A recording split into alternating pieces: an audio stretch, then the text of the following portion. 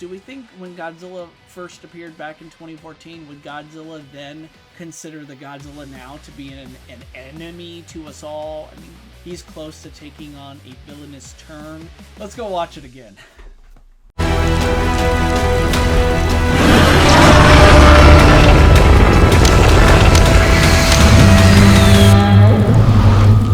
Welcome to Kaijutopia. I'm Tom, and I just saw Godzilla Kong: The New Empire, and here's what I think. So, customary spoiler warning. I'm going to do my best to just talk about what I liked, what I didn't like, and expectations for the future of the Monsterverse. Now, it's usually, I admit, I don't think I'm a great film critic. I usually don't focus too much on the things that I dislike.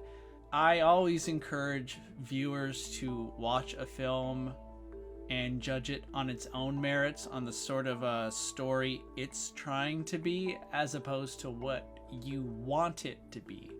I didn't really like the score by Junkie XL. No offense intended, I'm a fan of his previous work. It's just that the musical choices repeatedly took me out of the movie. We just didn't vibe, is all. I also felt like the story felt hollow, like Hollow Earth. This was the same problem that I had for Godzilla vs. Kong, where the story had great potential, but it wasn't fully backed. It's like the filmmakers didn't have full confidence in it. Unfortunately, New Empire's story was, well, lackluster. It was seemingly devoid of its predecessor's potential.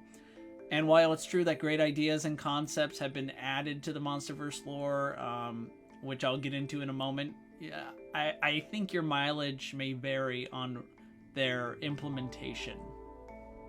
For example, the Hollow Earth human civilization. It feels like it came out of nowhere, and it could have been the plot for an entire film, or maybe even for, an entire season of Monarch Legacy of Monsters. Like, that, it's just so massive, so immense, that it just seems strange that it's a subplot that's not glossed over, but... and this is what I'm about to get to, we just moved too quickly. So let's talk about the pacing. I kind of feel like the pacing for this movie was both a blessing and a curse. On one hand, whenever we were dealing with just boring human subplots, interactions, which for the most part weren't, this didn't happen as much as I kind of expected the humans to be lackluster in these movies, and by no means I don't want people to think that I'm like on the pro anti-human train, like we don't want humans in monster movies. Like, I'm not that kind of guy. I'll address that as well later in this video. But when when the human scenes are dull, you kind of do want the scenes to move faster. Like, okay, come on, let's move forward here. But there were times where I just wanted the movie to stop and let us take a deep breath and take in the scene. I mean, this film is gorgeous. It's visually stunning. I mean, it's colorful, and I love visiting like Hollow Earth and seeing the different terrains, the ecosystems. So I felt like the pacing issues kind of made this from being... It definitely hurt the overall enjoyment.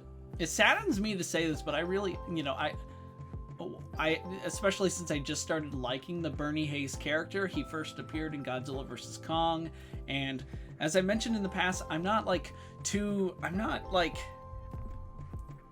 overly fond of conspiracy theorists, not only in the real world, but in films, TV settings. I'm just not a fan because, they typically encourage really bad ideas. But, Bernie started winning me over. I liked him in the recent Godzilla X Kong, The Hunted graphic novel. But man, he was, in my opinion, mostly annoying in this venture. every time he was on, I kind of was, I started rolling my eyes because he started becoming like, he was chiefly the comic relief. And sure, he made me chuckle, he made me laugh. There were good moments here and there, especially with his co-stars. But like, I kind of felt like, man, this character deserves to be more than the comic relief. He's, in many respects, kind of like, he could be the glue that keeps everything together. He could actually help.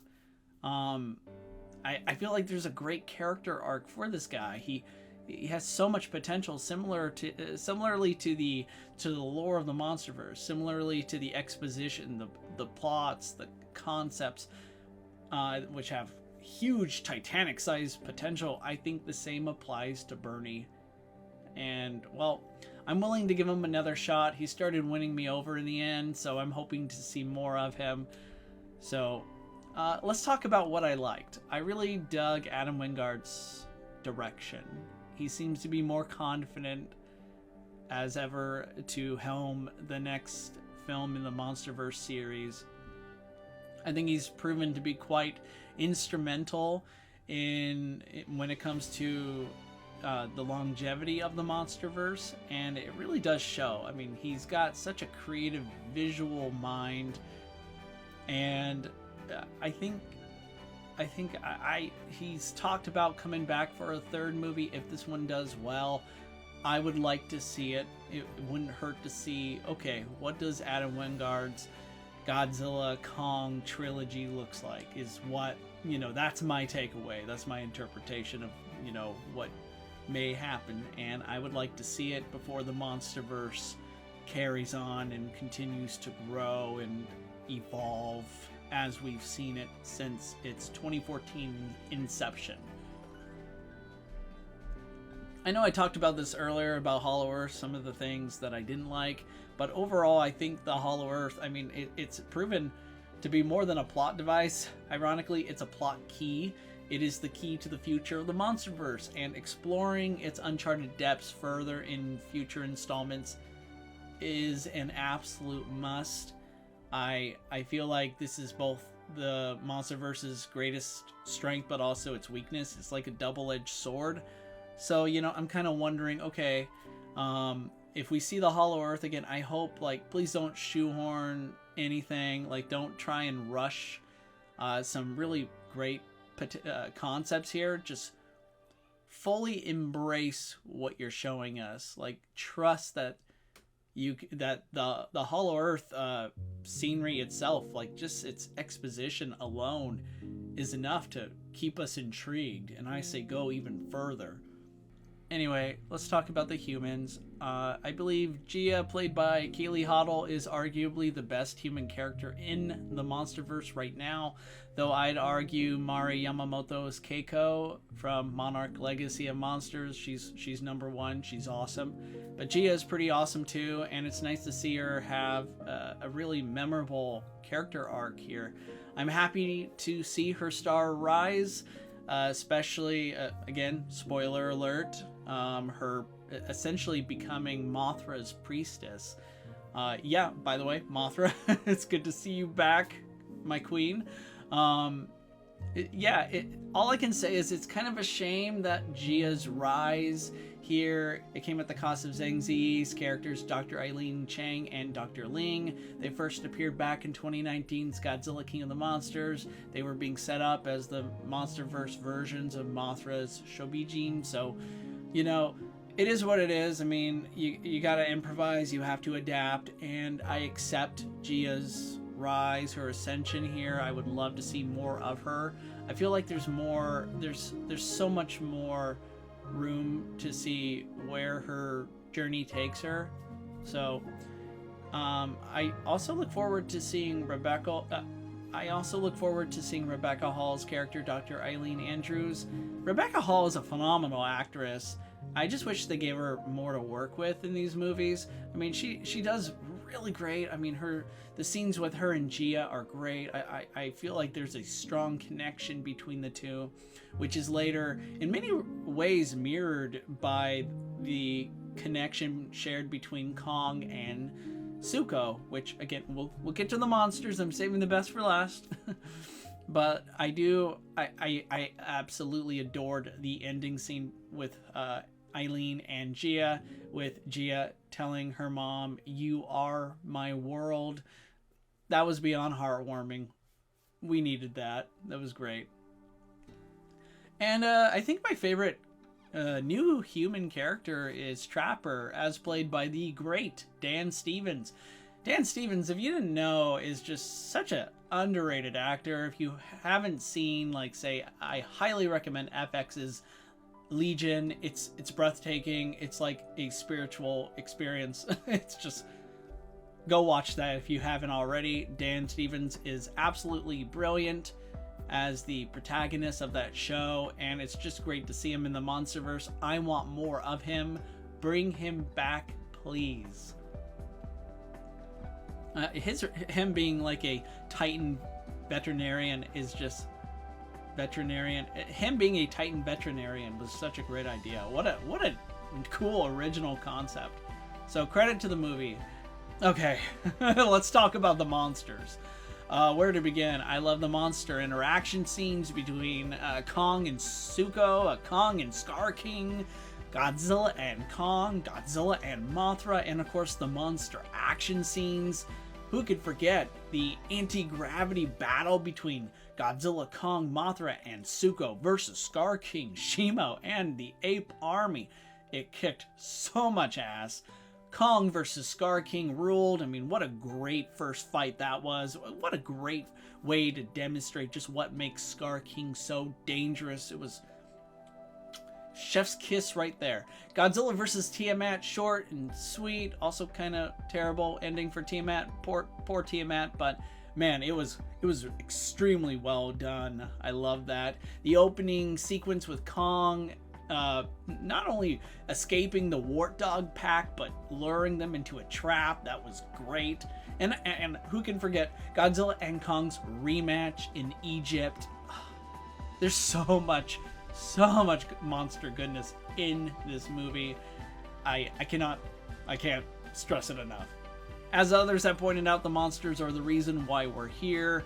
Kong is rightfully the Titan protagonist of the Monsterverse. He's had an amazing journey since 2017's Kong Skull Island, and it continues to expand in this feature. I loved every second he spent with Zuko, who turned out to be a feisty, although still endearing addition to the Titan cast. I can't wait to see more of him in the future. As mentioned, Kong has grown considerably over the years, and to see him become King Kong in this film's closing moments, it was well deserved, well earned, and I loved it. Pretty much literally every moment Kong is on screen is a win. Scar King is the creepiest villain in the Monsterverse yet. His psychotic body language alone was deeply unnerving. He stole almost every scene he was in. The downside to this is, of course, we wanted more of him. Seriously, Scar King should have been introduced sooner and given more time to wreak havoc. I understand this is a common problem.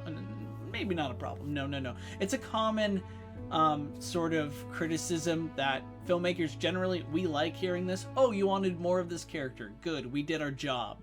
But no, I think it would have helped the film. The film would have benefited more if Scar King had more screen time, more, scenery to chew on, because he was great.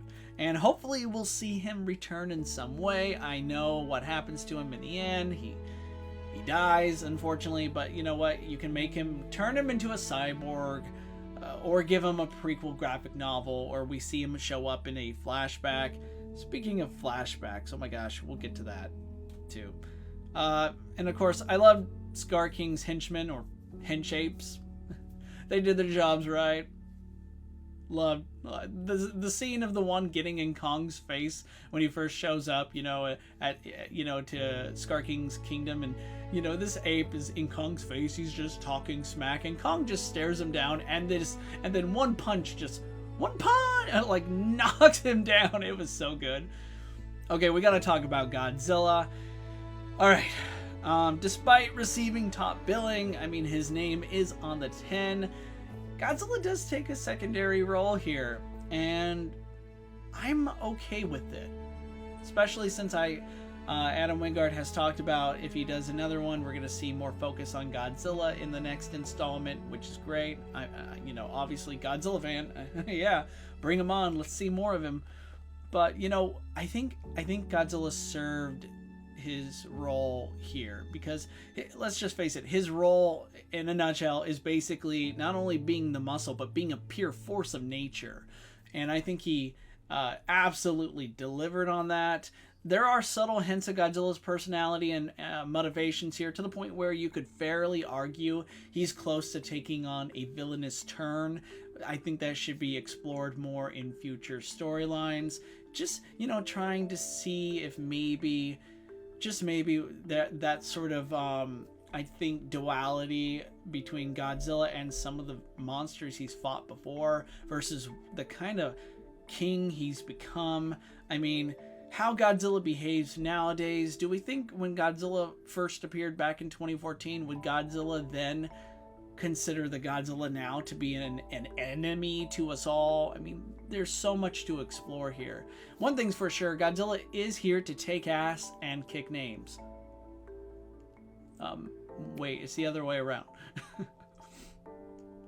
So while his screen time is less than in previous outings, every second Godzilla appears counts. His brief but intense fights with Scylla and Tiamat were as amazing as they were graphic. And Godzilla didn't hold back, that's for sure.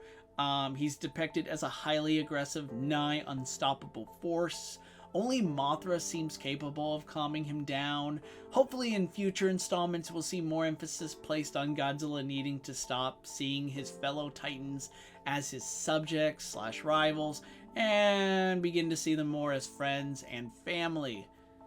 I also liked how Rome's Colosseum is quickly becoming Godzilla's favorite napping spot. I approve. Okay, so nitpicks. Despite looking awesome, Godzilla's evolved state wasn't really necessary to the plot. I believe director Adam Wingard suggested this in an interview. However, I didn't see Godzilla in his new form do anything he couldn't have done previously. So it's not a big deal. In-universe explanation, Godzilla bulked up considerably, thinking he'd have to face Scar King, Shimo, and his army all by himself, only to, unexpectedly receive help from Kong and Mothra. It's possible Godzilla may have thought Kong had joined forces with Scar King, which is why he attacked the latter in Egypt, but hey. And what a meeting between Godzilla and Kong. I mean, I just loved how Kong was kind of like trying to signal Godzilla, like, wait, no, I'm not here to fight. And Godzilla is like, let's go. And Kong dragging Godzilla away with his tail, only then for Mothra to show up to basically broker peace between the two. Oh man, you gotta see it to believe it. It was great. Speaking of Mothra, loved having her back. The Queen of Monsters has returned, and I love her role now as being, Earth's glorified peacekeeper. It's just so fitting to see her basically be the one to bring Godzilla and Kong together. We've seen her do this far back in the 1960s, where she helped bring Godzilla and Rodan together, which in turn led to basically Earth's monsters banding forces in future films against a greater enemy, all because of Mothra. And to think she originally wasn't meant to be in this movie is unthinkable to me. Her involvement made the absolute most sense. So it's just wow. It's just crazy that she almost didn't make it in here, and it's like, what were you thinking? I'm so happy the filmmakers turned this around, brought her back. I can't wait to see how she transforms in the future. Let's talk about Shimo. Shimo subverted expectations, and in a good way. First being billed as the first Titan responsible for causing the last Ice Age, Shimo seemed like she was being set up to be this unstoppable apocalyptic force. I even thought she was going to be like Scar King's ultimate weapon, although I didn't know if that was like something she wanted to do or was being forced against her will. Sadly, it turned out to be up the ladder. Shimo is a benign creature, and she's being forced to do Scar King's dirty work. And I loved seeing her join forces with Godzilla and Kong in the end. It was really fitting for her to be the one to give Scar King his well-deserved comeuppance. And I'm looking forward to seeing our Ice Queen return someday. Scylla and Tiamat were welcomed additions. It was great seeing them. And sadly, they're gone, to put it simply. Scylla's grisly death made sense, however. I mean, she had it coming, but poor Tiamat.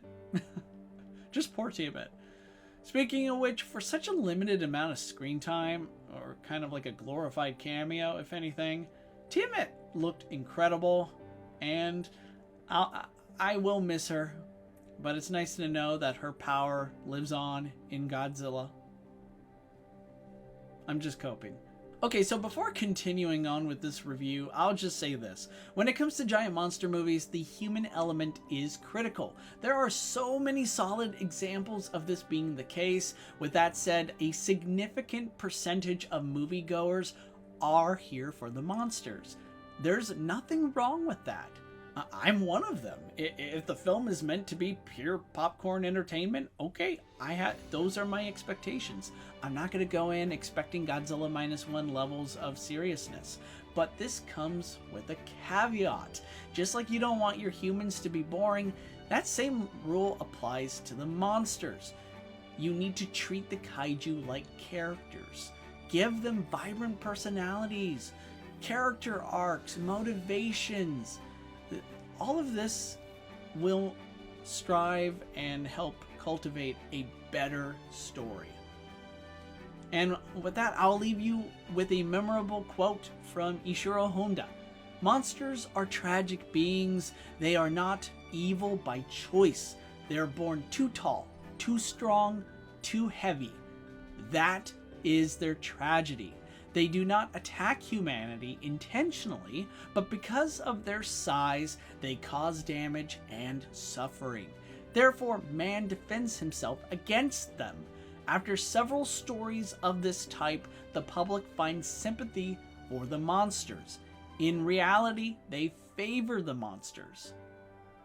I'm only bringing this up because I feel like audiences showing up for the monsters makes sense for precisely the reasons Ishiro Honda just implied. And I think it's great that the MonsterVerse has really, no doubt, being inspired by what we've seen since the beginning of the Showa era of the Kaiju Eiga, of the Kaiju genre, is seeing how they treat the monsters less like your typical, trope-ridden, two-dimensional monsters. Just they're there just to, move the plot along, but treating them like characters. They're just as important as your human cast. That to me is what the MonsterVerse has gotten right and should continue. Don't stop. Continue. Go full steam ahead here. Okay, so here are some missed opportunities. It would have been nice to know the fate of Apex Cybernetics and Ren Serizawa. Ren Serizawa was this, again, when I talked about missed opportunities with Godzilla vs. Kong, Ren Serizawa was a big one. He definitely is explored more in the novel, but in the films, it just would be nice to have been, had seen more of him. I don't know the fate of Apex Cybernetics. Seems kind of strange that that there's no mention of them. Speaking of which, it's also strange that we were given no clarification about what happened to Madison and Mark Russell. I'd really like to see them again. I mean, there's more to explore with those characters as well. Another missed opportunity, Scar King's past as translated by Dr. Eileen Andrews. This whole part should have been more than cave paintings and, monologues. It should have been given a bona fide flashback of the ancient Titan War.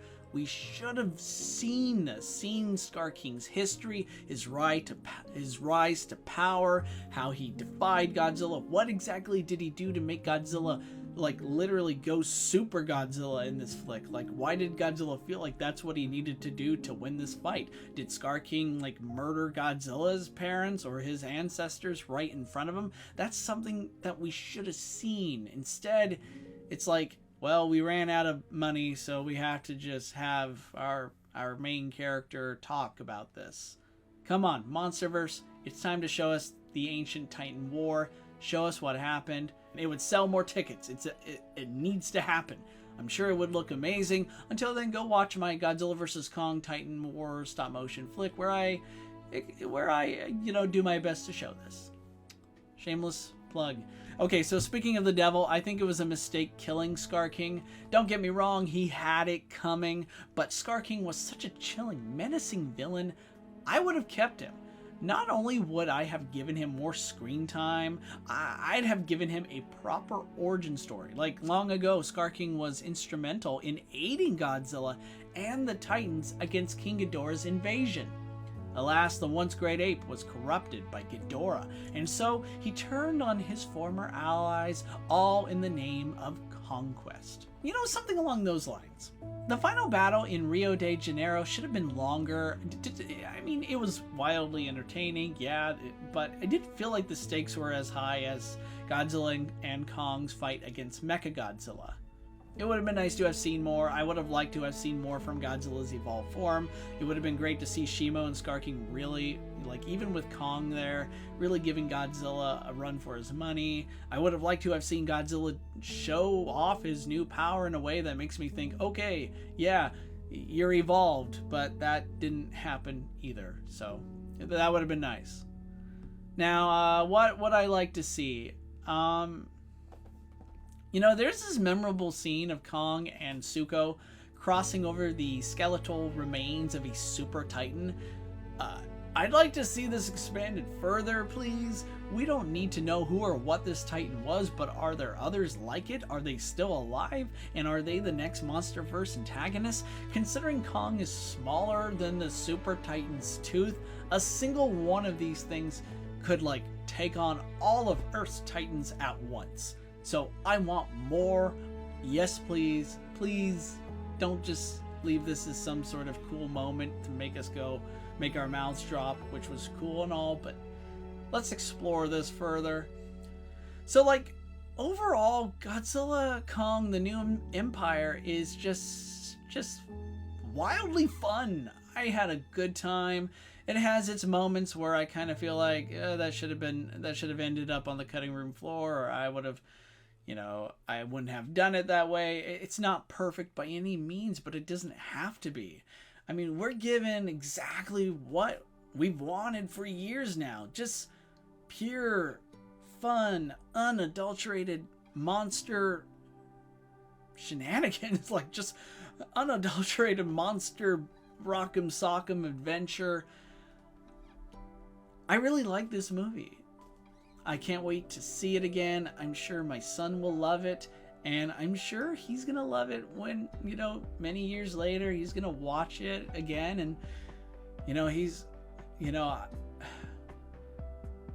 then he'll feel what I feel now. Like, maybe then he'll experience what I'm feeling now, like a true sense of wonder, a full understanding of just what makes Godzilla, what makes Kong endearing, enjoyable, just fun characters for people of all ages. With that, please tell me what you all think. I'd love to know your thoughts on Godzilla Kong, the New Empire. Please share down below. Thank you, and I hope you enjoyed this video. Everyone stay safe. I love you all, and let's go watch it again.